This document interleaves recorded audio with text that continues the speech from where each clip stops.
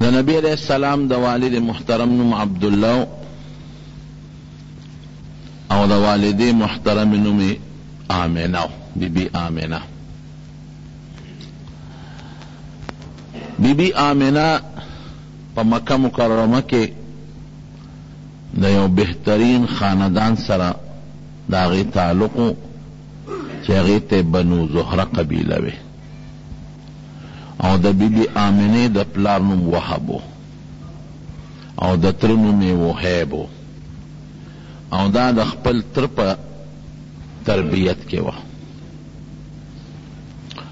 عبداللہ متعلق دیر زیات رشتے راتلے او خلق پخپل دا غختنا کولا چی زمون لور یا زمون خور دادی دا عبداللہ پا نکاح کے راشی. جمیانو دا پیشن گوئے کڑوے دا عبدالمطلب متعلق او دا عبداللہ سے متعلق چی دا دا اولاد کے بعد آخر زمانے پیغمبر پیدا کی گی. لیکن دا دی دا ارچا دا خوخی چی خپل بچی لپا یو خنصب کے او دا یو اخیار بی بی او خشت بی بی سر نکاو کی. نو دا عبدالمطلب دا خواہشو چی دا دی بی بی آمینه سر دا دی خپل زوی دا عبداللہ نکاو کم او مغسیو شوا.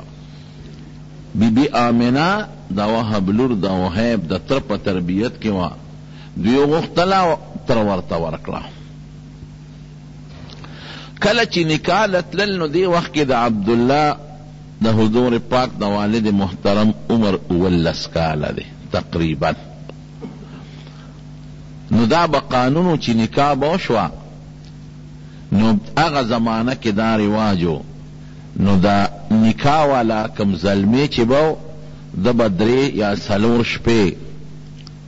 دا دا آغا خزی پکور کے کولے تیرولے بے دا دا آغوی یو رسمو او یو رواجو.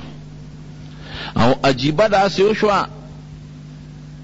چی دا نبی علیہ السلام دا مور بی بی دا ترلور دا دی وحیب لور اغا عبدالمطلب زان لو غختا اغی پی رضا شو. ذکا ما تیر جمعہ در تپورا دا عبدالمطلب تاریخ ذکر کرده تقریبا. نو چی دی کل نکالت لل دا عبداللہ ور پس شاعت پلارا ور روانو نو پا مکہ مکرمہ کی یو یہودن خزاوا او سو کوئی کاہناوا نو دوالا با ام با یہودن و ام دیا کہانت دا علم ور سراو. نو دا اتفاقا پلارا باندے ولاڑاوا. نو عبداللہ سے بھی اولیدا نو چی دے سنگا اولیدا نو دلے دعوت ورک دا گناہ چی منکر راشا. نو عبداللہ و تا انکارو کو او یو دو شیرونے و تا ایمانے دادا چی حلال خلق او پاک خلق گناہ نکئی او پاک خلق د خپل ځان د پاره د پاکو انتخاب کوي. داسې یو دو شیرونه ورته ووی او زه ګناه نه کوم ناروا نه کوم او عبدالله صاحب ته نه اختیر شو. عبدالمطلب ځان سره کسان بوتلیو دی مخکې تلیو او د بی بی آمینه سره د عبدالله صاحب نکاح وکړه او کم چې د بی بی آمینه ترو وهیب دا اغلور سر خپل نکاح وکړه. دوا نکاحونه په یو ورځ شو. نو دا دی د زول رسم مطابق عبدالله درې شپې دا د سخر په کور باندې تیرې کړې. دا د هغې رسم و. د نکاح نه پس به دا پاته کېدل. نو چې درې ورځې پس په لاره د عبدالله را روان دی نو هغه ښځه چې مخکې پتلو کې د ګناه دعوت ورکړی و هغه ورته دروازه کې ولاړه وه. نو عبدالله له آواز ورکړ. نو چې عبدالله ته وکتل وی چته تللی وی وی زه تللی او د وهب لور د آمینې سره مې نکاح شوه. وی ښه غوږ کېږده وی زه څه پلیته ښځه نه یم ګورې او نه زه زناکاره ښځه یم. ته چې په لاره تلې نو ستا په دې تندي کې ما د آخر زمانې د پیغمبر د پیغمبرۍ رڼا صحیح کړه د خپل کهانت او د خپل علم په بنیاد. ما ستا تندی معلوم که چې په دې تندي کې یو داسې نورانیت او رڼا پرته ده چې هغه نورانیت او رڼا به د آخر زمانې د پیغمبر په شکل کې پیدا کیږي. نو ما وی چې دا رڼا به تا نه زه ځان ته راکاږم او دا د آخر زمانې پیغمبر به زمانه پیدا شي. خو اوس مې د زناکاره نیم دا مې دیله دا دعوت ترکه. خو اوس هغه رڼا ستانه د وهب لور آمنې راښکلې د ضرورت مې دته نشته. هغه وی زم ګناه نه کوم. د نبی علیہ السلام د پیدایش نه مخکې داسې نښې نښانې زلنده ښکارېدې. څه درته ما تېره جمعه ویلې دي. بی بی آمنه وی د حضور پاک والده محترمه وی په ښځو باندې چې د حمل په زمانه کې د امید په زمانه کې کم تکلیف تېرېږي وی ما دا تکلیف نه دی محسوس کړی، نه مې بوج محسوس کړی دی، نه مې درونوالی محسوس کړی دی او نه ما ته څه تکلیف رسېدلی دی. او داسې عجیبه زمانه وه چې یو ځل زه په کټ کې خوب د شپې نه راته اوړېدم نو ما یو غیبي سړي نه یو غیبي آواز واورېد. وی هغه سړی ما ته وی چې ای آمنې ته څه خبرې چې ستا په ګېډه د دې امت سردار پروت دی او دا هلک چې پیدا شي دله به نوم محمد اږدې ګورې صلی الله علیه وسلم. او چې پیدا شي نو یو دم به پی چې هغه دم یې راته وښو. سیرت ابن هشام کې شته دا واقعه. اعیذه بالواحد من شر کل حاسد، اعیذه بالواحد من شر کل حاسد، چې دا یو الله په نوم دې هلک له زه پناه غواړم د الله په نوم د شر د هر حاسد نه چې د حاسدانو د شر نه خدای پاک محفوظ کړي. او عجیبه دا وه چې په دغه زمانه کې په مکه مکرمه کې قاتو مکه کې خاصم واد غیر ذی زرع دشت او خشک علاقه ده، خو بیا هم په دې غرونو باندې د غر دا واړه واړه بوټي کېدل او کبلې به پکې زرغونېدلې نو خلکو به سارو لته ګیا ورکوله. نو د سارو ګیاګانې میاګانې نه وې، باران بند شوی. او چې کله د نبی علیہ السلام زما امید پیدا شو د حضور پاک متعلق نو مکه مکرمه کې خدای فراخ سالی پیدا کړه، بارانونه وشو او په غرونو په دشتو ګیاګانې زرغونې شوې او د خلکو د ګډو چیلو او د اوښانو غولانځې د پیو نه ډکې شوې او د خلکو څاروي د وازګو نه ډک شو. وی قسم دې زه پوهېدم چې دا د ما د دې بچي برکات دي چې لا دنیا ته دی تشریف نه دی راوړی، لا پیدا شوي نه دي او په مکه مکرمه کې خدای پاک فراخ سالی پیدا کړه. بیا د پیدایش په وخت کې چې دی کله پیدا کېده نو ناشنا حالات او واقعات څرګند شوي دي. عبدالمطلب وی ما یو خوب ولید، وی زم لاستیم او زما د شان یو زنځیر اوچت شو او هغه زنځیر تا اسمان سره ولګېد، یو سر زما په دې شا پروت دی او بل اسمان سره ولګېد او ایناګانه هغه زنځیر په اونه بدل شو، اونه ته جوړه شو او د هغې اونې خرامونه پیدا شو او په خرامونو کې سانګې جوړې شو، په سانګو کې میوې جوړه شو. وی ډېر خلک راځي چې دا اونه کټ کي، خو یو خشتا لږ دی خوبصورت هغه ته خلک منې کوي، څوک ورته نږدې نه پرېږدي.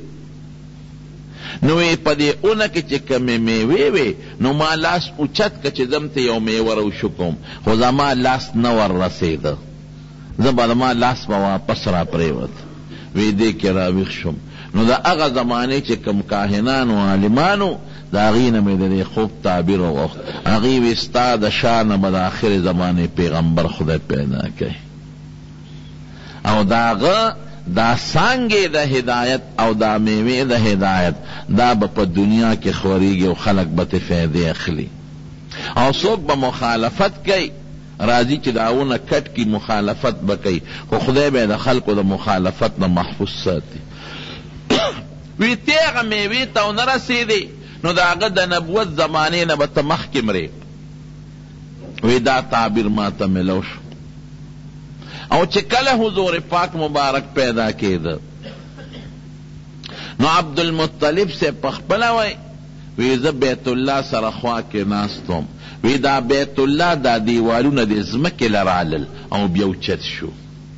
او څومره چې په مکه مکرمه کې غټ غټ بوتانو نو دا به په ځمکه پرېوتېدل د مکې غټ کافران وی په دغه شپه زمونږ یو غټه بوتخانه و په هغې کې بوتانو او چې کم غټ بوت و نو په ځمکه پرېوت وی مونږ بیا نیغ کړ وی بیا په ځمکه پرېوت وی مونږ بیا نیغ کړ نو بیا په ځمکه پرېوت نو بیا هم نیغ کړ وی مونږ کې یو کس وی چې هر څه چل دی خو په دې شپه څه ناشنا کار شوی دی د نبی علیہ السلام مبارک شاعر دی حضرت حسان ابن ثابت رضی اللہ عنہ دیوی تقریبا د شپږو اوو کالو دغه وخت کې د شپږو اوو کالو وی یو یهودی آواز وکړ او چغې کړی هغه یهودي چې د آخرې زمانې د پیغمبر ستاره اوچته شوې ده او دا هغه ټیم دی چې دې ټیم کې د آخرې زمانې پیغمبر دنیا ته تشریف راوړی دی او عرب هم په تاسو کې پیدا شوی دی او وی په جاړه شو مې چې جاړې ولې کاکاجي وی جاړم په دې چې مونږ وی دا منقبت به بني اسرائیلو ته میلو شي زمونږ قوم ته خو دا منقبت زمونږ د قوم بني اسرائیلو نه د مکې عربو ته منتقل شو وی چې مونږ معلومات واغشتل نو دغه وخت کې نبی کریم صلی الله علیه وسلم دنیا ته تشریف راوړ او مور بی بی وی د پیدایش په درد اس قسمه تکلیف پوی شوی نیم او یو ناشنا رڼا مې ولیدله او د هغې رڼا نه ما ته خدای پاک شام او بصره وښول او مشهوره خبره د ډېرو کتابونو لیکلې ده چې د فارس کم آتشکده وه اخو مجوسیانو اور ته به عبادت کو زرو کالو کې هغه نه وه مړه شوې ځکه هغوی به پکې خپل تیل اچول او دا بلولو انتظام به یې کو هغې ته به کسان ناست و چې دا مړه نه شي او په دقه ټیم د هغوی هغه آتشکده چې د هغوی هغه کم مرکزي عبادت خانه و هغه ورې مړ شو او د کسرا د غټې ماڼۍ نه غټې غټ تیږې راوغورځېدلې نو هغه کاهنان راوغوښتل وی زما را دې ماڼۍ باندې بېګال زلزله راله او تیږې ترې راوغورځېدلې دا څه وجه کېدی شي هلته اطلاع راله چې د فارس آتشکده هغه مړه شوې ده دا څه وجه ده نو هغوی لم نجومیانو کاهنانو خبر ورکړ چې په دې ټیم په دې شپه په دې وخت کې نبی آخر الزمان دنیا ته تشریف راوړلی دی جنات او دا پیریان به بر اسمان ته ختېدل دا خدای په اسمان بند کړل نو هغوی خپلو کاهنانو او جادوګرو له اطلاعات ورکړل چې څه نوې معامله پېښه شوې ده زمونږ بره د اسمان تلل بند شوي دی او منع شوي دی بهر کیف چې کله پیدا شو نبی کریم صلی اللہ علیہ وسلم مور بی بی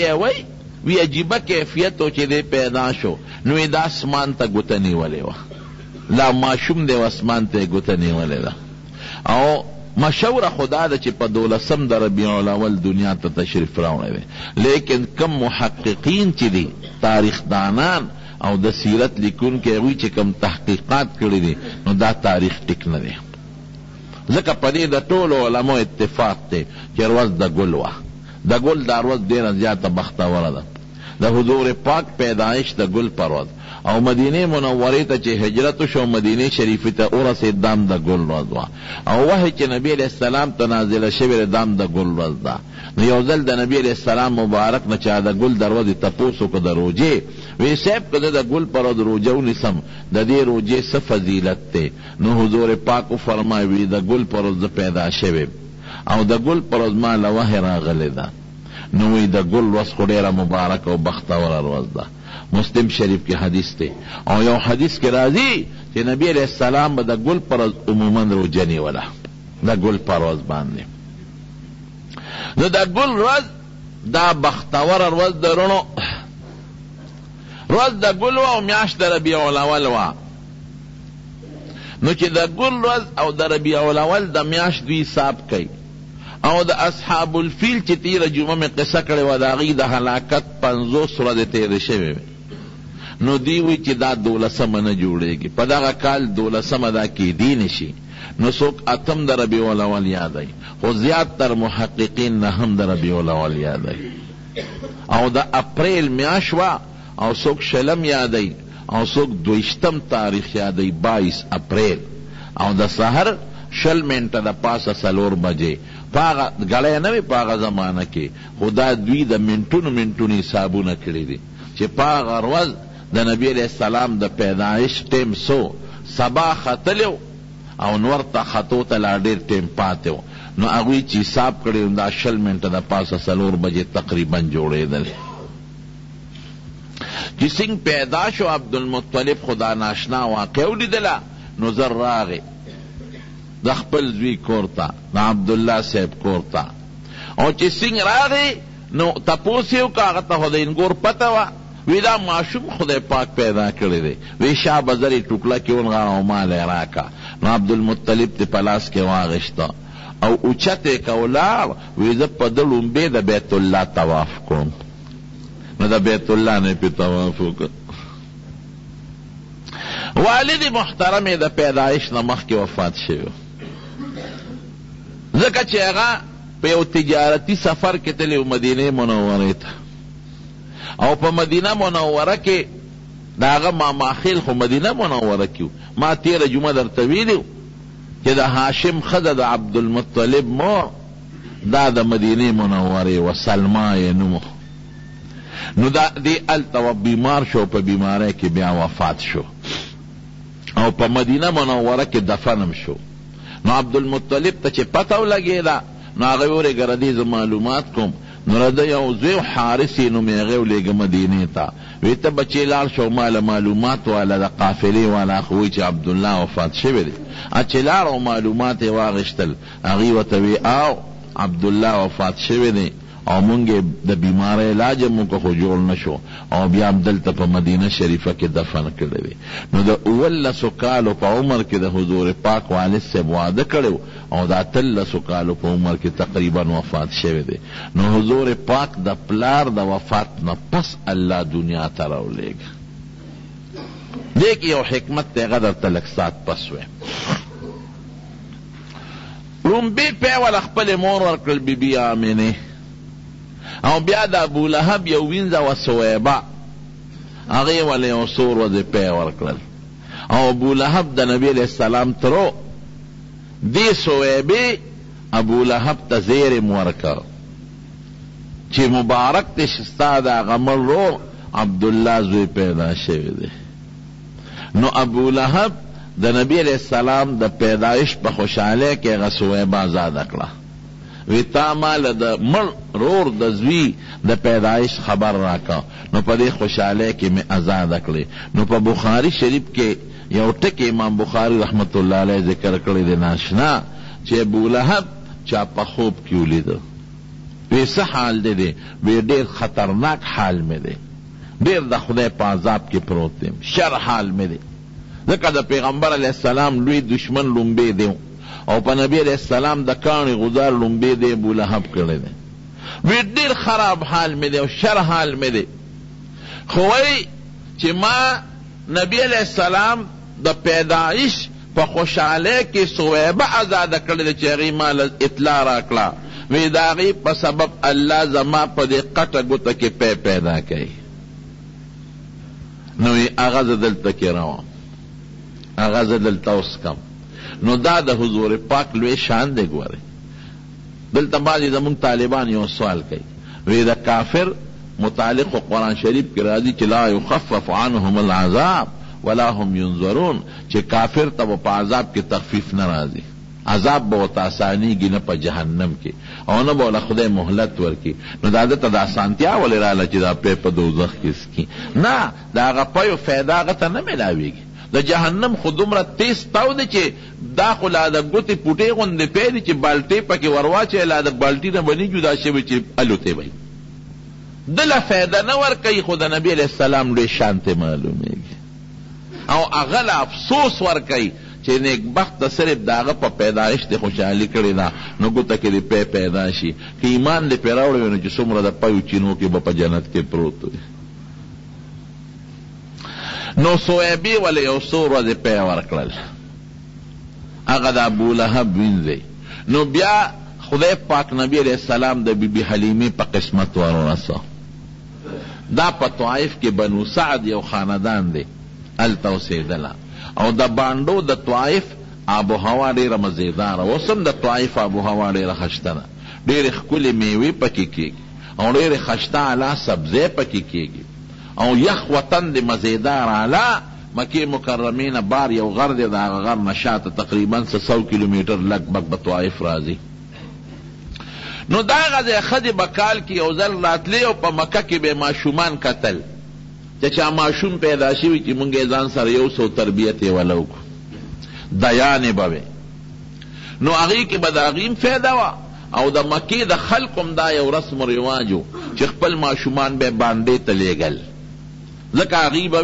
وی د شهري خلکو د شهر آب و هوا ټیک نه او د باندې آب و هوا مزیدار او بیم خشته هوا مزیدار او د باندو جب عربي اصلي وي او شهر ته ښار ته خو هر قسمه خلک راځي نو جبې ګډه وډه شوي. نو خلکو به خپل ماشومان ورکړل، هغې به وله پالل او دوی به وله پیسې ورکول. نو بی بی حلیمه رضی الله تعالی عنها وی دقسې د طائف د بنو سعد زمونږ ښځې لاړې زنانه چې دوی ځان له ماشومان ګورو چې مونږ یو ساتو پیسې پې وګټلو. وی چې رالو په مکه کې معلومات کول، نو وی زما چې څومره ملګري راغلي وي هرې ملګري ته یو یو ماشوم میلاو شو او وی پیغمبر علیه السلام ته چا غاړه نه ښوده. خلکو به وی دې کور کې یو ماشوم پیدا شوی دی 7 ورځې مخکې. نو چې رابلل تپوس به وکړو نو د ده پلار نشته، دا یتیم دی، د پیدایش نه مخکې پلار وفات شوی دی. نو چې هغه ښځو به ورته غاړه نه ښوده چې دا یتیم دی نو موږ له به څه راکړي، پلار یې نشته نو موږ له به څه راکړي. وی ډېرې ښځو پې چکر ولګو خو دې چا هم قبول نه که. وی زم په ړومبي ځل د عالم کې تپوس مې وکړه، وی چې پلار یې د پیدایش نه مخکې وفات دی. وی ما وی چې دا ماشوم نوړم ما له به څه راکړي، څه پیسې به راکړي، خو ما نورو ملګرو ته مې ماشوم میلاو شو او ما ته میلاو نه شو، نو مې چې تشه ځم نو زه دا ماشوم به خیر ځان سره بوزم. نو رالم او نبی علیہ السلام مبارک دا ماشوم مې ځان سره اوچت که چې تشه نشم تلی. وی زما ته څه پته وه چې دا خو په دنیا کې واقعي یتیم دی خو د خدای په نزد د یو لوی مقام او مرتبې خاوند دی. وی ما چې دوی څنګه اوچت که او ما خپل سینې ته واچو، ګسې سینې ته، ځکه د ما خپل بچی مو. نو وی ده زما ګسه سینه نه اغېشتله جړلې، نو ما زر دی بلې سینې ته که نو وی زما ښې سینه یې واغېشته او ګسه سینه زما هغه بل بچي ته ژوه. او چې په لاره تلو نو په کومه قچره چې ما سورلي کړې وه نو یې ډېره لاغېره وه او ډېره ټپه وه او وی ما به شړله او قافله کې سفر نشو کولی، رستو رستو به کېدله. او وی چې ما نبی علیہ السلام مبارک غیږ کې واغېشته او په هغه قچره څاروي باندې سور شم. وی قسم دی چې زما څاروي د نورو څاروو نه مخکې روانو. نو ما ته د قافلې خلک وی چې حلیمې دا هم هغه څاروي دی که دا د مکه کې بدل کو؟ مې چې نه دا هم هغه څاروي دی خو ما له خدای یو برکتي ماشوم په لاس راکړی.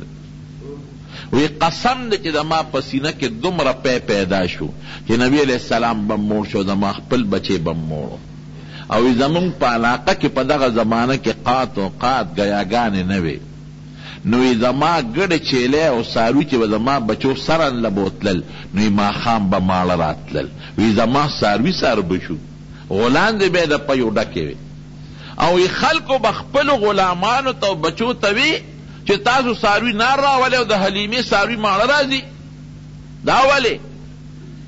هغې سره یو ځای د هغې څاروو سره څاروي سره وی. وی بیا به خلکو زما څاروو سره یو ځای څاروي سرول، خو بیا به هم د خلکو څاروي نار راتلل او زما څاروي به ماړه راتلل او غولانځې به یې د پیو ډکې وې. وی قسم دی ما د پیغمبر علیه السلام مبارک په بوتلو په دغه څو ورځې کې دنه دنه د هغه برکتونه محسوس کړي دي او ما لیدلی دي. او ما به دې کله د خپلې بلې سینې ته واچو د پیو دپاره. نو نبی علیہ السلام په ماشوموالي کې هم ډېر انصافدار و. وی د هغه خپل بل رور پی ته به د خوله نه اچول، هغه به یې نه رول، هغه خپله سینه به یې رودل، هغه بله به یې نه رودل. او عجیبه ناشنا ټکې سیرت ابن هشام کې شته او په مستد احمد کې هم شته او نور علما هم لیکلي دي چې نبی علیہ السلام مبارک به ما دې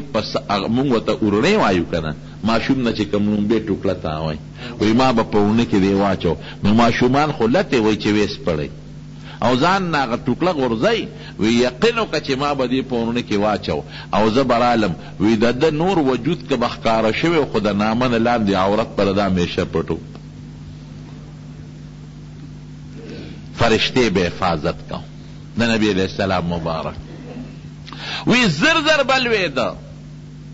په میاشت کې د هفتې برابر چې بل ماشوم هفته کې څومره نشونما کوي دی به په ورځ کې هغسې نشونما کول او چې بل ماشوم میاشت کې څومره لویږي هفته کې به هغسې لویده او چې بل ماشوم په کال کې څومره لویږي نو په میاشت کې به هغه مره ترقي نبي علیه السلام مبارک کوله او وجود یم طاقتمنو وی د نور ورونو خویندو سره به یې لوبې کولې یو خور یې وه شیمای نومو دا د رضایي خور یې وه د بیبي حلیمې خپله لور وه نو یو ځل یې نبي علیه السلام بوتلی نو بیبي حلیمې وی چې زما په زړه کې د نبي علیه السلام ډېر لوی قدر و ځکه ما ته هغه برکتونه معلومېدل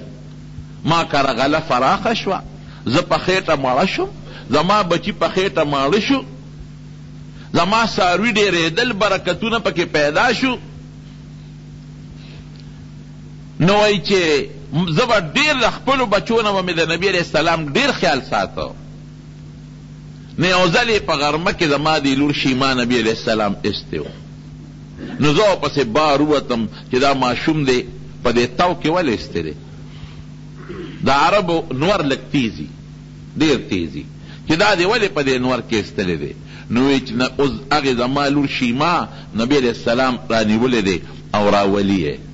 د ګوتې نه هم دومره عمر نه وه د ګوتې نه نیولې دی وی ما هغې خپلې لور ته غوسه وکړه چې تا ته ما نه وي چې دا ماشوم به د نور نه ساتې تا ولې په نور کې په غرمه کې بار ایستلی دی وی ما ته وی چې راشه مورې ناشنا ټکې درته ښیم څنګه دی وی ده باندې نور نه لګي اوریاس پې د پاسئ او چې دې کم خوازي د اوریاز ورسره روان یې هغه سورې پې د پاسئ راشه وګوره دا د نور دی او د نور د پاسه په د سورې دی وی دا د نبی علیہ السلام مبارک د ماشوموالي برکتونه ما لیدلي وی یو ځل 2 کاله چې مو له پی ورکړل نو ما دې راوست خپلې مور بیبي له چې مور ته یې حواله کوم ویله مې نو خو قانون به دا و چې 2 کاله به د ماشوم ساته زیات پرې نه ساته نو چې مې راوست نو په مکه مکرمه کې وبا وه طاعون بیماري وه نو ما ته مور ته مې ویلی وي چې دا ماشوم دی زما خو نه کېږي او مکه کې وبا ده نو که دې خوښی خیر دې ما له پیسې مه راکوه اجرت مه راکوه دې به زه واپس بوځم وی مور یم راته وي چې او دلته وبا داسې نه بیماري ورته ونه لګي واپس یې بوځه وی ډېر زیات پې خوشحاله شو نو بیا مې بوته نو 2 کاله را سره زیاتي عمر یې تېر که 4 کاله یې دې سره تېر کړي وی یو ځل په طایف کې یو میله لګېدلې وه نو مونږ هغه میلې ته ولاړو دا جادوګر دا خپل جادوګري ښکاره کوي که نه جادوګري په دې میلو کې اوسمې نو وی زه هغه میلې ته هغه جادوګر لګیا د خپل کرتبونه ښکاره کوي او زه ورته ولاړ یم او نبي علیه السلام ما سره خوا کې ولاړ دی وی دې کې د هغه جادوګر په پیغمبر علیه السلام نظر شو وی چې څنګه پې نظر شو وی د جادوګر چغې کړې چې دا ماشوم مړ کې دا ختم کې د دې ماشوم د وجې نه به زمونږ د پلار نیکه دین ختمېږي الی دې مړ کې وی ما نبی علیہ السلام ځان ته رانږدې کو او جادوګر ته مې غوسه وکړه چې د خدای دې بې خباسه زما بچی وجنې ته خو رانږدې شه څوک خو زما زوی ته رانږدې شي خو ماشوم له خو د چا لاس نه ورځي یاره وی زه پوه شم برکتونه خو مې لیدل او اتفاق دا وی چې په قافله کې کله زه روانم وی نبی علیہ السلام ما سره دی هغه زمان پی ورکول دا مخ ښکاره شو نو هغه ورته وکتل وی ما ته وی چې د دې ماشوم څه نوم دی وی ما ورته وی چې د نوم محمد دی صلی الله علیه وسلم د ده د پلار څه نوم دی نو ما ورته د خپل خاوند نوم واغېسته چې پلار یې دا دی ولاړ دی او دی نوم دی حارث او ما ته وی چې د مورې څه نوم دی؟ وی ما ورته وی چې دې مورې مو زما نوم آمنه دی. وی ما ته هغه نجومي وی چې کله دې ماشوم د پلار نوم عبدالله وی او دې وخت کې مړ وی جمدې نه وی او د مور نوم یې آمنه وی، دا اوس ما لاله وجمې. خو ته وی چې دې پلار دی جمدې دی نوم دې حارث ولا خو، او ته وی زی مورم او نوم ستا حلیمه دی، نو دا په شک کې دی واچولو. وی ما ورته وی چې ولې دی وجه؟ وی د دې ماشوم شکل د آخر زمانې د پیغمبر په شان دی، د تندین د آخر زمانې د نبوت رڼا روزي، خو د هغه په صفتونو کې دا لیکلي چې پلار به د پیدایش نه مخکې وفات شوي او د پلار نوم به عبدالله او د مور نوم به آمنه، نو د دې په دې وخت کې په شک کې واچولو. وی مې چې شکر دی چې خپل نوم مې ورته ښوولی او دا خپل پلار مې ورته ښوولی، دا خپل خاوند مې ورته ښوولی. وی یو ځل زما خپل ماشومان وروڼه خویندې په منډه رالل، وی ما ته وی چې مورې هغه زمون قریشي رور خو چا مړ که؟ وی بس په ما هیبت راغی. مې چې دا خو لانجه پیښه شو، نجومیان او کاهنان او یهودیان خو د متعلق اطلاعات او خبرې ورکوي، مسله پیښه شو. مې چې ولې؟ وی چې هلته مونږ لوبې کولې او یو څو کسان رالل او چړې یې راوویستې او په سینه کې یې ولې وټومبلې. وی بس ما چغې جوړې کړې، خاوند ته مې وی سړیاله راشه. وی منډه مې کړه چې راشه مونږ ته ځای وښایه. وی ماشومان را سره و، وی هغه ځای له یې بوتلو. وی چې هلته سینګ ورسېدو ام کتل، وی نبي علیه السلام دقسې یک تنها ولاړ دی او شین ګوشین، هېڅوک نشته، نه پې د وینې اثر شته او نه سره چړې چاکو داغ شته. زر مې وکته او یو چت مې که او سینې پورې مې ونیوه او کور ته مې راوسته. ویرېدم. وی ما ته مې خاوند وی چې دا به چېته پیریان میریان او یا چېته بل څه شی به و د غیبو سالم به. دا صادر ګرځي خدای مو مخه جومات کې زمونږ بره کار شروع دی، نو تاسو ته ما مخکې پاتې پرسترې شروع دي، نو زړه د اخلاص نه مدد وکړئ، ښه تعاون وکړئ ورسره. ځکه ما تاسو ته ویلو چې مونږ عامه چنده نه غواړو او نه چا ته چندې وایو نه چا نه غواړو، بس دا چې خدای پاک د چا په لاس کې دا کار کړي نو د هغوی نه خدای پاک به دا انشاءالله دا کار اخلي. بهر کیف وی شین ګوشین ولاړو، کور ته مې راوسته. چې مې کور ته راوسته او کله نبي علیه السلام یو پوټی قلار شو، نو ما ته تپوس وکړه بچې څه چلو؟ وی راته وی چې مورې، نو هغې بیبي حلیمې ته به مور وی، مور یو دو سړي رالل. وی هغه یو ابل نه تپوس کړي چې دا هلک دی؟ هغه ورته وی هم دا هلک دی. وی زه یې ونیولم او چړې چاقینچانې چاکوان ورسره و، هغه یې راوویستل او ما ته وی چې بچې مه یېرېږه،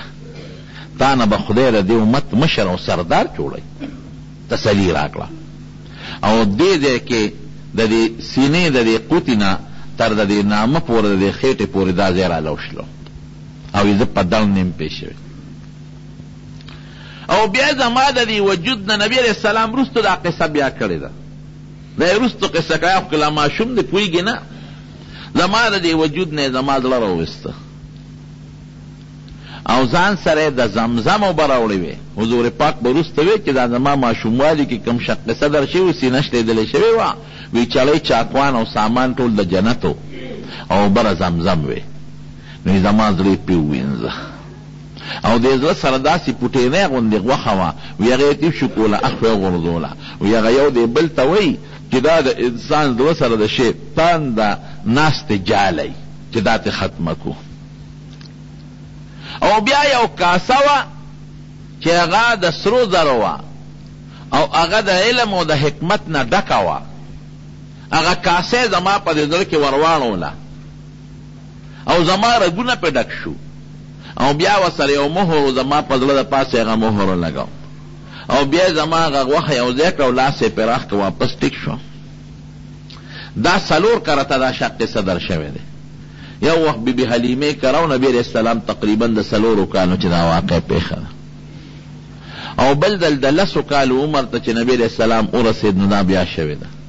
او بل دل چې نبی علیہ السلام ته کله نبوت ملاوېده په غار حرا کې دا بیا شوې ده. او بل دل چې نبی علیہ السلام مبارک کله معراج ته بر اسمانونو ته نو دا واقع بیا شوې ده. 4 ځله دا د سینې اپریشن د نبی علیہ السلام مبارک شوې ده. بی بی حلیمه وی په ویریدم وی ما وی چیرې باس او په دې لک دا سم مسله دا چې ته پیریان دی او کسه شی دی اسنه واقع دی لک ته څه نقصان نه راسي.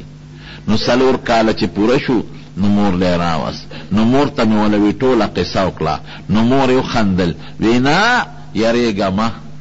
ما د دې ماشوم ډیر عجیبه حالات لیدلې دي. زما دا د پیریانو خبره نه ده، زما ردی بچی به ډیر لوی شان ان شاء الله العزیز. هغه بی بی حلیمه بیا څه شوه؟ نبی علیہ السلام مبارک چې مدینه منوره ته هجرت وکړ نو دا بیا مدینه منوره ته راغلی ده. یو صحابي وی نبی علیہ السلام یو ځل ناستو په صادر باندې نو یو بوډۍ ښځه راغله. نو پیغمبر علیہ السلام مبارک ورته د خپل ځای نه پاڅېده او هغه د مټه ونیوله په خپل صادر باندې کېنوله او ډېرې خوږې خبرې ورسره کولې او مورې لفظ به یې ورته وی چې خبره به یې کوله نو مورې.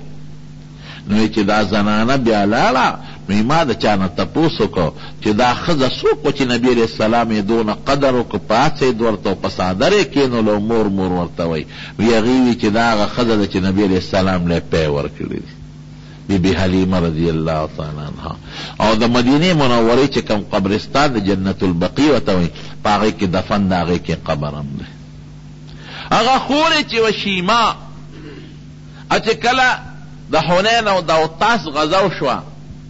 او قیدیان پکې گرفتار شو نو دام پکې گرفتار شو. نو په زرګونو قیدیانو نو دی شیما صحابو ته وی چې زه خو ستاسو د پیغمبر خور یم. نو نبی علیہ السلام ته چاله وی صاحب په دې قیدیانو کې یو جینۍ ده او هغه وی چې زه ستاسو د پیغمبر خور یم. نو نبی علیہ السلام مبارک پوه شو وی آواز کې دی جینۍ ته راواله. نو چې راوسته وی ته زما څنګه خورې؟ ته زما د خوروالی دعوه کې. وی زما نوم شیما دی او زه د بیبي حلیمې لور یم او ما او تا په ماشوموالي ډېرې لوبې کړې دي او تا ته زه یو نښه ښیم که ته وی چې دا دروغ وی نو یو نښه درته ښیم. وی څه نښه ده؟ نو هغې ورته لاس ښکاره کړ وی ما ورته لوبې کولې نو ته ما ته غوسه شوې نو تا په ما چک لګولې وی ستا د غاښونو نښه زما په دې لاس تا ده پرته ده. نو د حضور پاک مبارک تا ماشوموالی رایاد شو ستر اوښکې وګرځېدې. صحابو ته وی دا خو زما رضایي خور ده نو که خوښه نو دا به ازاده کړو خوشې به یې کړو. نو د هغې د برکت نه شیما وی زه دومره بختور یم چې زما د برکت نه زما د ټول قوم واړه او لوی او ښځې قیدیان چې څومره ټول آزاد شو. مور بی بی بیا مدینې منورې ته لاړه د حضور پاک بی بی آمنه سعدیه. نو د خپل خاوند د قبر زیارت او ملاقات له. نو ام ایمنم ورسره وه دی وینځه وه او نبی علیہ السلام هم ورسره خو پیاده مزلې وي وخت په ډېر لګېده قافله تله نو دا پکې لاړه. نو هلته د خپل خاوند عبدالله د قبر زیارت وکړه نو واپس راتلل په قافله کې. نو مکې مکرمې نه بعد د بدر سره خوا کې یو کلی دی علاقه د ابوا ورته وایي په هغه ابوا کې ناجوړه شوه او په هغې کې وفاتم شوه. نو په ابوا کې یو غر دی یو غونډی د ما لیدلې زه ورلتلې نو هلته کې د نبي علیہ السلام مبارک د مور د بیبي آمنې د هغې قبر دی. نو نبی علیہ السلام د پلار نه خو یتیم پیدایشي یتیم چې ورته وایي او مور تقریبا دغه د 4 کالو بلکې لږ عمر زیاتو دغه وخت کې مور وفات شوه. نو ام ایمن ځان سره بیا مکې مکرمې ته راوست. رونو دې کې څه حکمت و؟ عقل خدا وی چې پلار یم جم دی وی او مور یم جم دی وه چې دا د یتیموالی دا دور پیړو راغلی نو لیکن دا اللہ یو حکمت تے قرآن شریف کے اللہ تعالیٰ پخپل فرمائے علم یجد کا یتیمان فآوا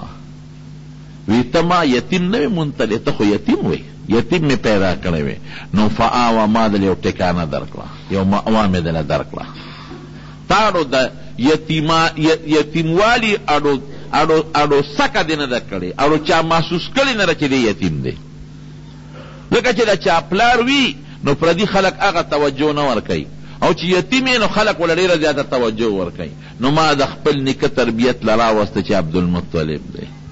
هغه د تربیت وکړو نو د عبدالمطلب د وفات نه پس د تر تربیت وکړه ابو طالب او دواړو د داسې تربیت وکړه چې داسې تربیت بس د خپل بچي مونه کی وجدک عائلا فاغنا اسم دمنو نو ما غنی کړي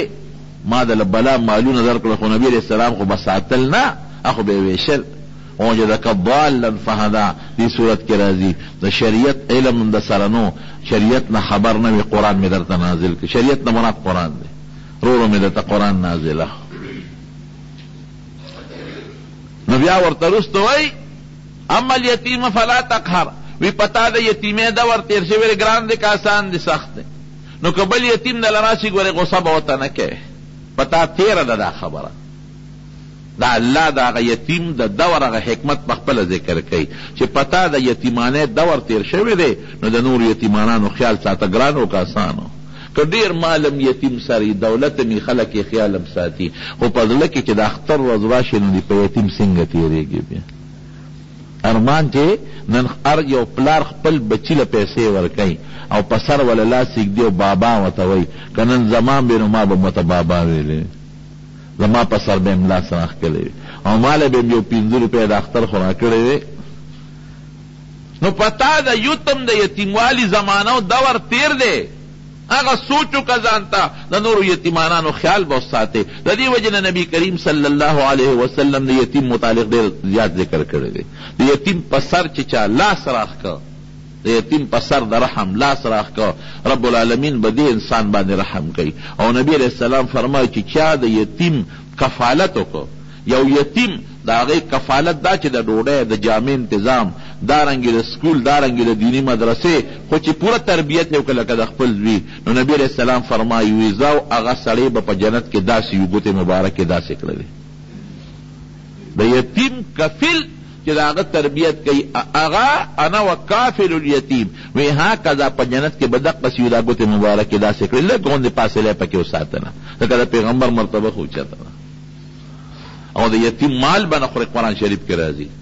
الذين يأكلون أموال اليتامى ظلما إنما يأكلون في بطونهم نارا وسيصلون سعيرا یتیم مال به په ظلم نه خوري او کله یتیم مال دې په ظلم باندې وخوړو نو خېټې ته د جهنم اور ور واچو اور د دې وجه نه چې کوم سړی مړ شي او یتیمانان بچي پې پاتې شي نو موږ ورته وایو دا اسخاتونه وله مه تقسیموئ مه تقسیموئ اسخاتونه هغه یتیمانانو دې خو هسې مړ شو لال ختم شو دا مال خو د ده نه دی دا خو د هغه یتیمانانو بچی دی د هغه یتیمانانو مال مه بربادوئ دا د هغې مال دی دې پسې خیراتونه مه کوئ خو یتیمانان دي خو نه پوهېږي نو پسې خیرات کوه او ما پسې ده به ځان پسې په ژوند کو که نه که یو بالغ زوی پکې وي نو بالغ د خپل طرف نه پسې خیراتونه کولی شي خو د یتیمانانو مال به نه خیرات کوي دا د هغې حق دی ظلم به ورسره نه کوي ووجدک عائلا فاغنا تم مال د سره نو ما غني کړي نو قبل اما السائل فلا تنهر قبل فقیر راشي او سوال دنه کوي ګورې وې نه راټې ښه پتا دا د ورتېر وجدک ضالا فهدا قرآن در سره نو ما د قرآن لوی نعمت تله درکه نو اما بنعمت ربک فحدث دا الله دا لوی نعمت چې قرآن دې اوس بل ته ورسوه دا ردې شکریه شو بلکې دنیا ته الله وښایي چې هغه انسان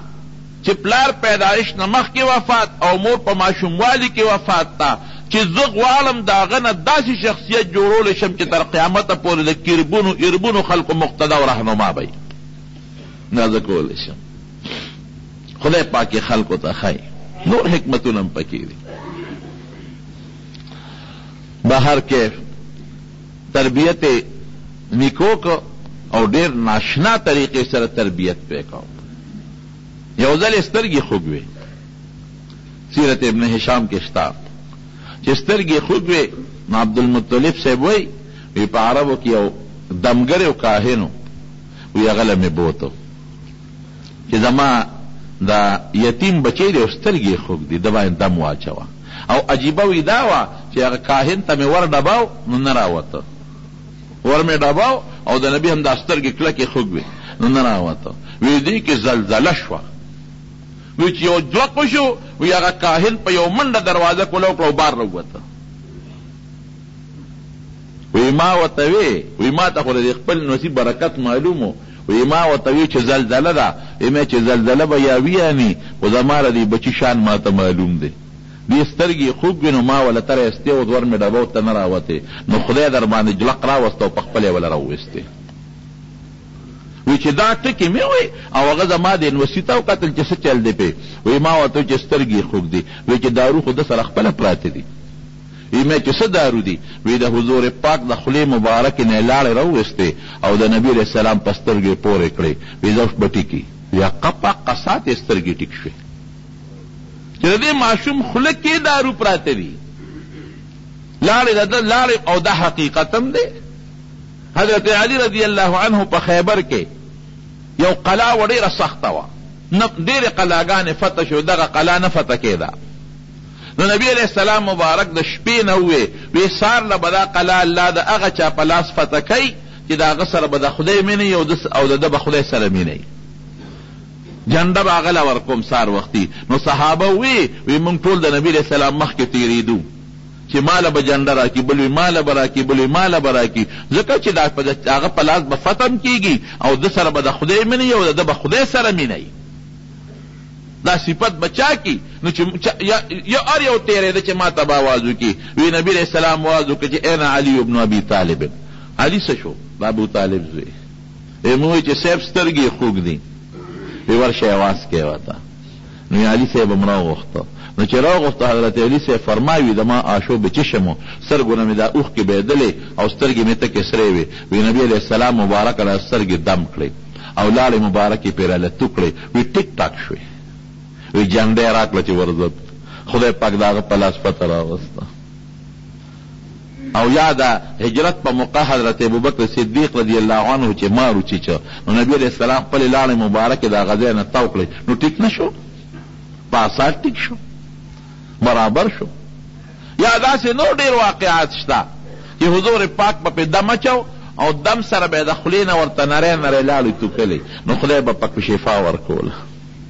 نو سترګې ټیک ټاک شو یو ځل باران نه کېده نو عربو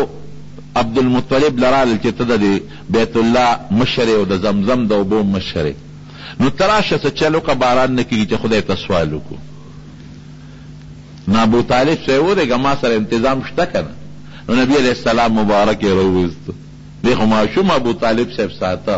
وی دا ماشوم الله ډېر برکتي دی خدای را دې ماشوم په دې سپین مخ دنه سوال کو چې په موږ باران وکړه وی ورځ راله او ګلز ګلز شو او پاسات باندې باران شو وابيض يستسقى الغمام بوجهه بخاری کې راځي وابيض يستسقى الغمام بوجهه سمال اليتامى عصمة للارامل وی خشتخ کل سپین مخ دی او خلک چې باران غواړي د په مخ باران غواړي په ماشوموالي کې وی خدای پاک باران وکړه بهر کیف سر نور حالات ام دی انشاءاللہ مقون و آئند جمعه کې بدرته بیان کړو نو د نبی کریم صلی الله علیه وسلم د ولادت مبارک دا میاشت رو مونږ به په دې کې څه کوو نو دې میاشت کې څه داسې خاص اعمال نشته چې مونږ د هغه یو خاص عمل وکړو اس داسې خاص عمل نشته که څوک خیرات کوي دې میاشت کې هم کولی شي او بله کې هم کولی شي د خیرات دپاره څه ضرورت دی او د میاشتې تخصیص نشته خو دې وخت کې خلکو ته لکه سړي پلار مړي او کال پسې هغه د کلیز هغه ورځ راشي نو خلکو ته د پلار هغه ورځ را یاد شي چې په دې ورځ مې پلار مړو په دې میاشت کې نو خلک خیرات وکړي نو په دې وجه په دې میاشت کې د نبي علیه السلام حالات خلکو ته رامخکې چې علما بیان کړي خلکو ته پته ولګي نو یاره راشه دا میاشت او بل میاشت د برکت میاشت هم ده نو راشه میاشت هم د برکت ده او د نبي علیه السلام مبارک د وفات هم ده نو خیرات به پکې وکړو نور څه خاص ورځ په شریعت کې دا حکم نشته چې په دې ورځ او په دې میاشت کې خیرات کوئ او په دې کې مه کوئ،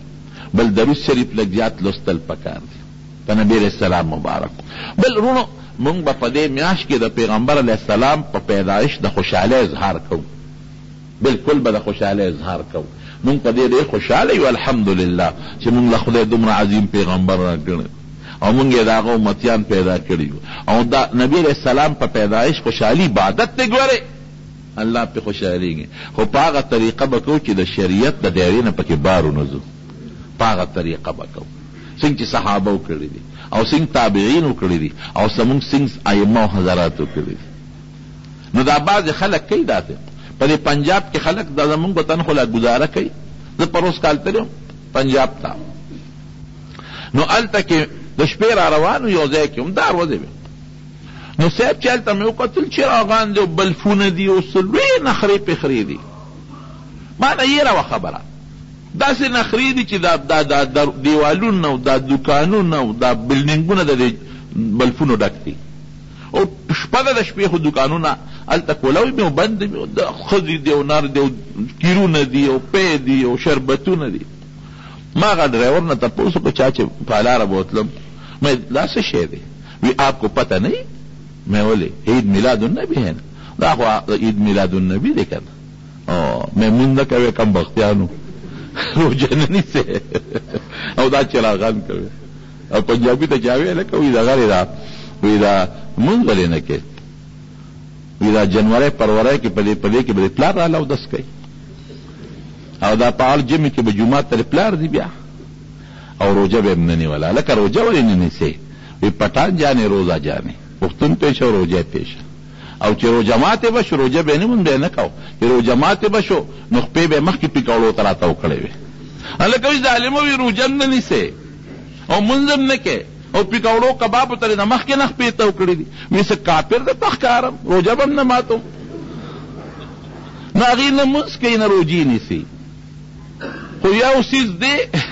دا نه کوي او بس دغه کیرونه میرونه په دا شپه کې پاخه کړي او بې ستري او بې پردګي په کیو کې خنیره او په دې به هم خدای بخي. یاد وساتئ زما رونو، بخنه او خدای ته نزدېکت دا د نبي علیه السلام د سنتو په تابعدارۍ کې ده. حضور پاک دې له دنیا ته تشریف نه دی راوړی چې خلکو ته وایي زما په پیدایش خوشحالي وکړئ او مونځ کوئ مروجې نیسئ او د سنتو تابعداري مه کوئ. الله یطیع الله و اطیع الرسول، د خدای او د رسول تابعداري به کوئ.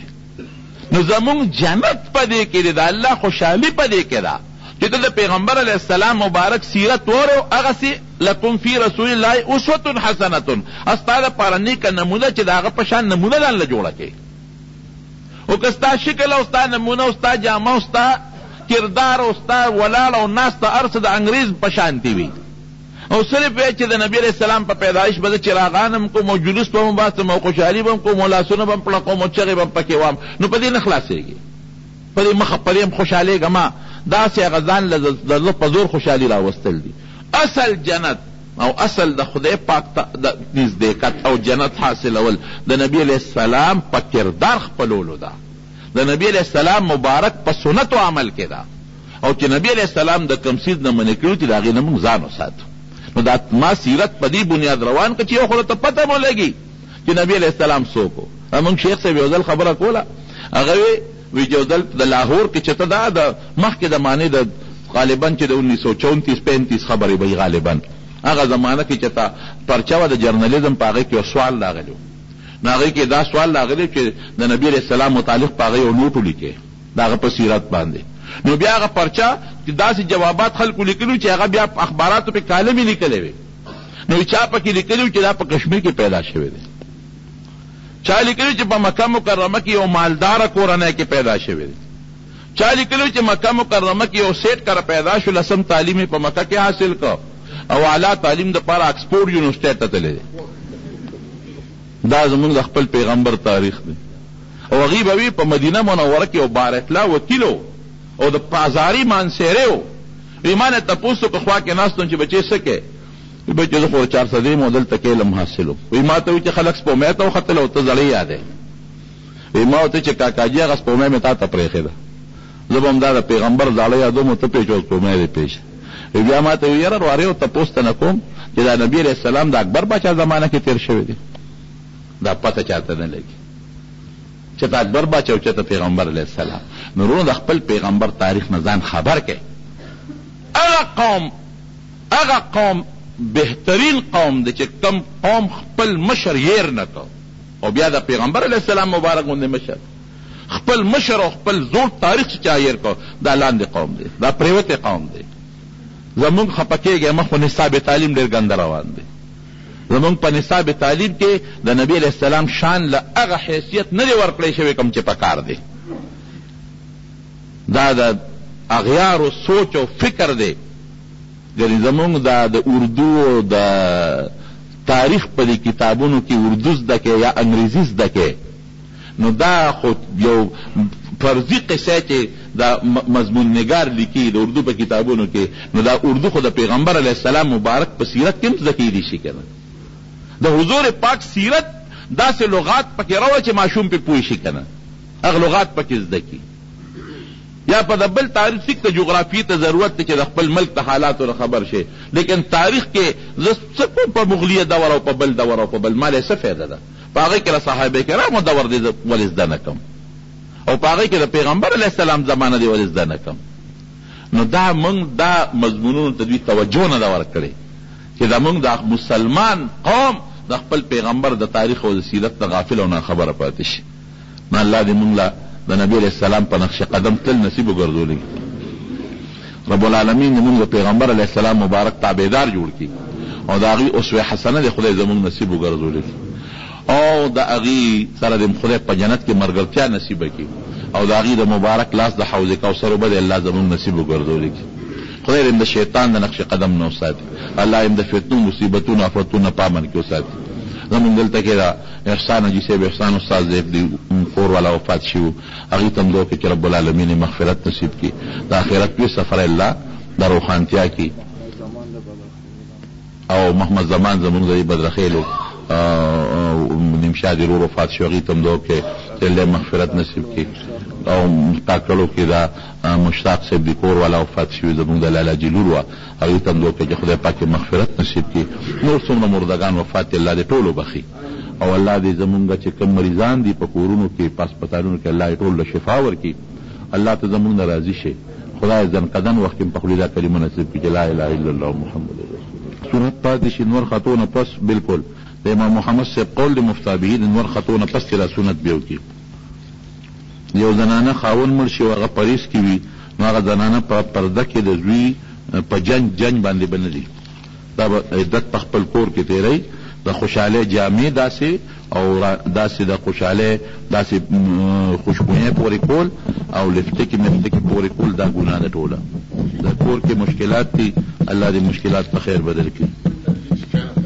هغه کوي ویتر القضا شته دی. مومن چې ګناه کوي نو د هغه نه ایمان اوچتېږي او دوباره پکې بیا اخبار داسې ده یو حدیث پاک کې راځي چې څوک په ګناه کې مبتلا شي نو ایمان ته اوچت شي. علما لیکي چې د دې نه مراد د ایمان هغه نښه ده. دغه وخت کې دی مؤمن دی، دې وخت کې دی مؤمن دی خو کامل مؤمن نه دی، د ایمان هغه کمال ته پورته شو، یا د ایمان چې کومه رڼا ده هغه رڼا د ایمان ته نه پورته شوه. دا تاویل پکې کوي. نه اخبار چې څوک ګوري نو د ایمان کې نه دي بلې څه کوي.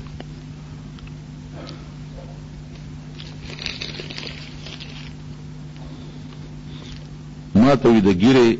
ساتلو ډېر شوق دی خو د ښځې نه مجبور یم هغه اجازت نه راکوي.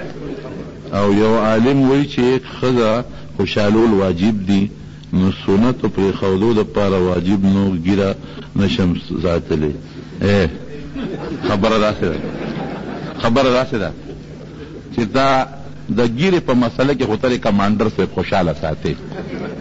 کمانډر صاحب خو د ږیرې مسله کې خوشحاله ساتي، خو د دنیا مسله کې دم چې ته خوشحاله ساتلی ده او که یوازې په ږیره کې خوشحاله ساتلی ده.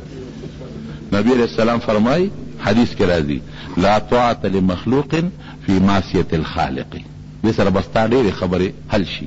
یو خوا د الله تعالی او بل خوا د مخلوق، دو خبرې رالی. نو د الله د تابعدارۍ په مسله کې به د مخلوق تابعداري نه کوي. الله مخکې دی، مخلوق رسته دی. نو د ښځې حقوق پوره کوه، لیکن دی خوا د الله حق د ښځې د حق نه بیا مخکې دی. د ښځې به په دې کې څه قسمه تابعداري نه کوي. او کمانډر صاحب پوهېږه که نه ویسار اکثر ادیمه او مونږ رانه قضا کېږي، دا په عذر کې راځي که نه، دا هېڅ عذر کې نه راځي. ډېره اوږده شپه ده، خو وختي پاسه چې 3 ګنټې خوب وکړم د صحت دپاره دا کافي دی.